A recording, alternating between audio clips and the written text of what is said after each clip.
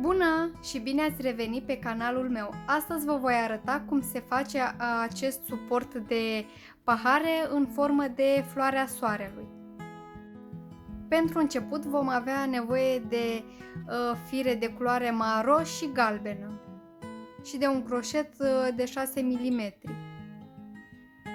Vom începe cu firul de culoare maro și vom face un cerc magic de 12 piciorușe mari sau piciorușe duble.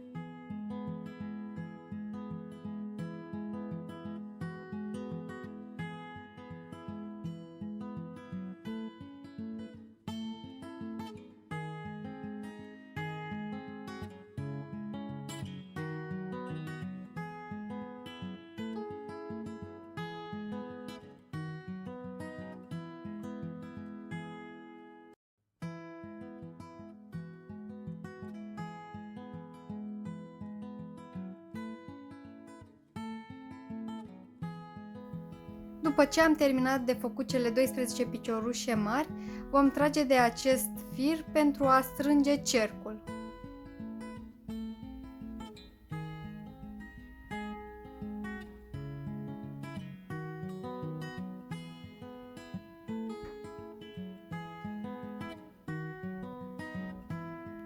Acum vom încheia cercul în felul următor. Vom introduce croșetul în al treilea ochi de lanț de aici și vom face un picioruș alunecat. Acum vom face 5 ochiuri de lanț.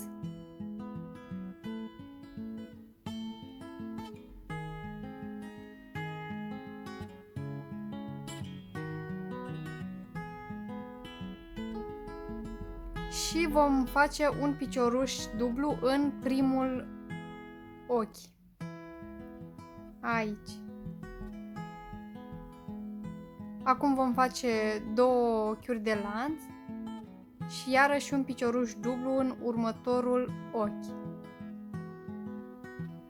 Vom continua așa tot rândul cu 2 ochiuri de lanț și picioruș mare.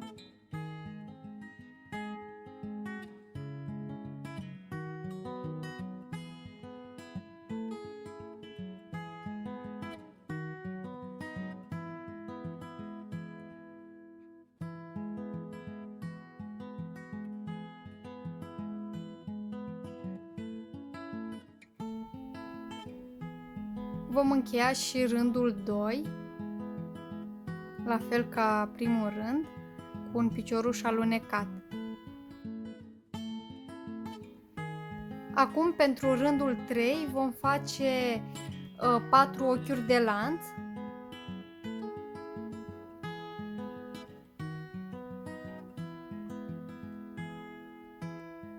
Iar apoi vom face câte 3 piciorușe mari în acest spațiu. Aici.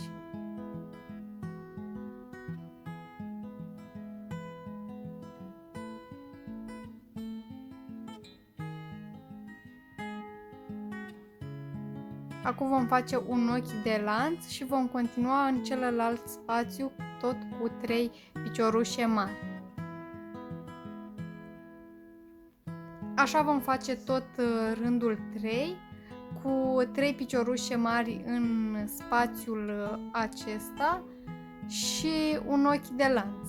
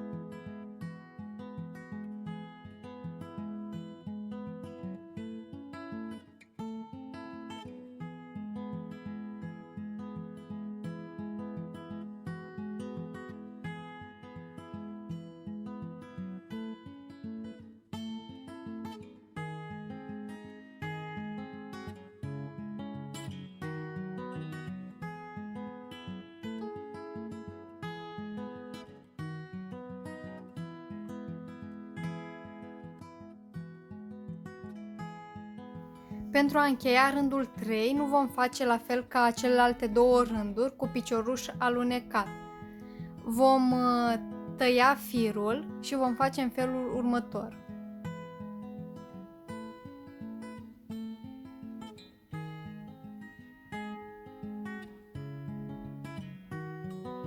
Tragem de fir și introducem firul aici, în al treilea ochi de lanț de la acest picioruș.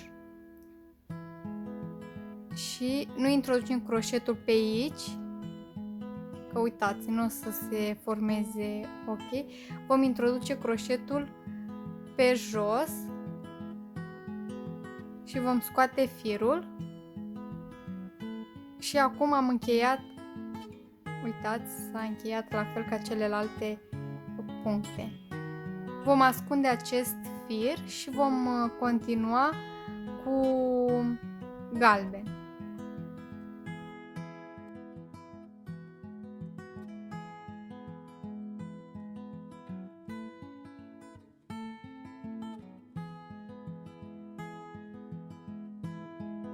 Așa arată primele 3 rânduri. Acum vom lua culoarea galben și vom face în continuare rândul 4. Introducem croșetul aici și vom scoate pentru a face un ochi de lanț. Acum în același punct vom face un picioruș mic.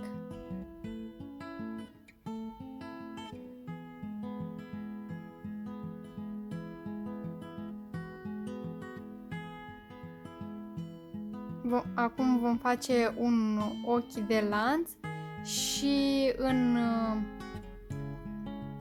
continuare vom face în următorul ochi aici un picioruș dublu.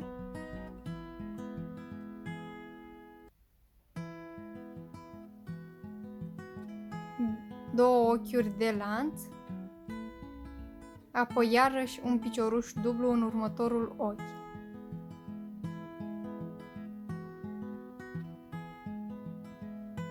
Ochii de lanț și aici în spațiul acesta vom face un picioruș mic.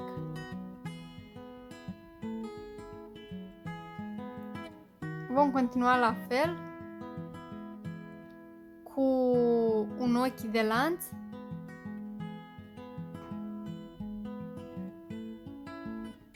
apoi în următorul ochi vom face un picioruș dublu sau picioruș mare,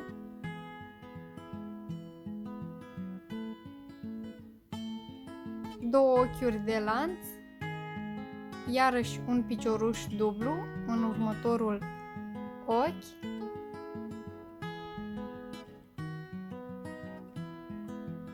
apoi în continuare vom face un ochi de lanț și un picioruș mic în acel spațiu.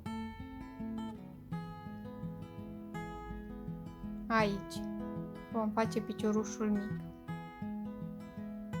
Vom continua așa tot rândul cu picioruș mic, ochi de lanț, picioruș dublu, două ochiuri de lanț, picioruș dublu, ochi de lanț și picioruș mic.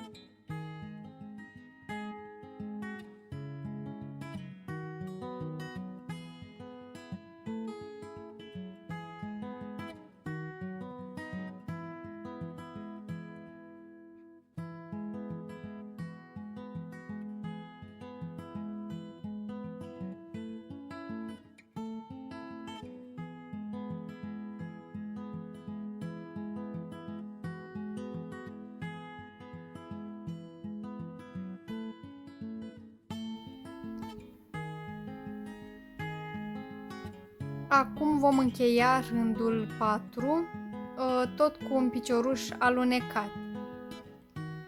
Rândul 5 îl vom face în felul următor: ochi de lanț, un picioruș mic, apoi în spațiul acesta vom face două piciorușe duble,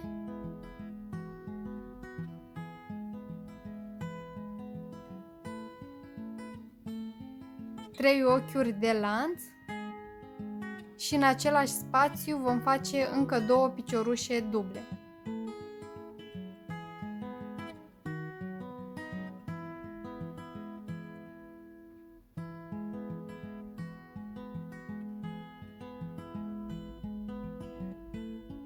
Acum vom face aici un picioruș mic.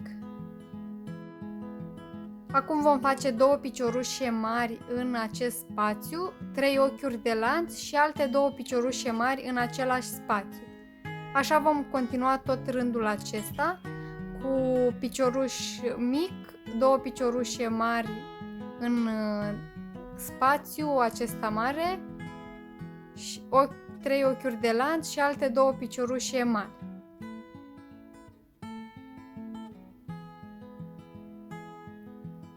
Cam așa o să arate petalele.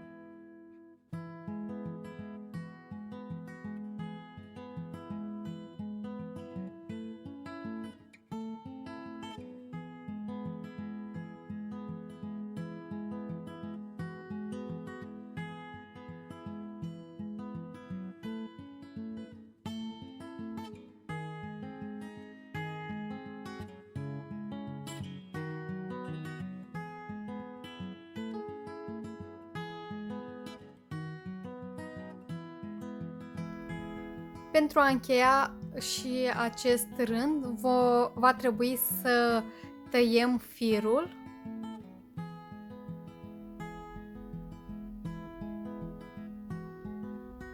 Și îl vom introduce aici, în acest ochi.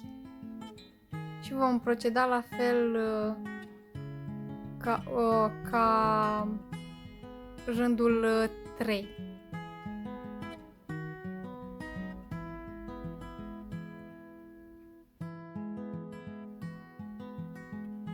Așa arată suportul de pahare.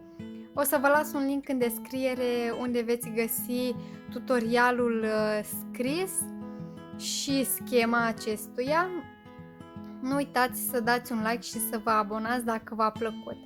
Mă găsiți și pe Facebook și Instagram.